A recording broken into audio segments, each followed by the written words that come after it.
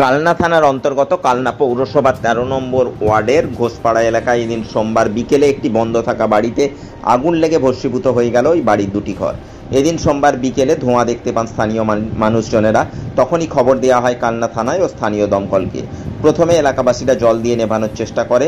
পরবর্তী সময় কালনা দমকলের একটি ইঞ্জিন ঘটনাস্থলে উপস্থিত হয়ে আগুন নিয়ন্ত্রণে আনে। কী কারণে ওই ব্যক্তির বাড়িতে আগুন লাগলো কিছুই বুঝে উঠতে পারছেন না এলাকাবাসীরা। এদের সব ঘর দুয়ার বন্ধ ছিল, হঠাৎ দেখছি এখান দিয়ে আগুন মানে ধোঁয়া বেরোচ্ছে। আমাদের বাড়ি ওইখানটাই, দিয়ে দেখি ধোঁয়া বেরোচ্ছে। দিয়ে আমরা ৩-৪ জন সবাই ছুটে এলাম, দিয়ে দেখি ওদের ঘরে তালা দেয়া। এবার তালা দেওয়ার পরে এবার আগুন ধোঁয়া বেরোচ্ছে। আমি আবেশকে ফোন করে দিলাম সঙ্গে সঙ্গে, আর দিয়ে তালাটা ভেঙে আমরা ভেতরে দেখি পুরো এই ঘরটা জ্বলে গেছে।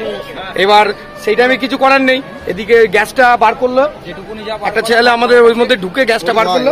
হ্যাঁ, ওরই ভাই 100, আর দিয়ে এই দুটো কল থেকে জল দিয়ে দিয়ে ওই মোটামুটি কিছুটা নেমানো গেল।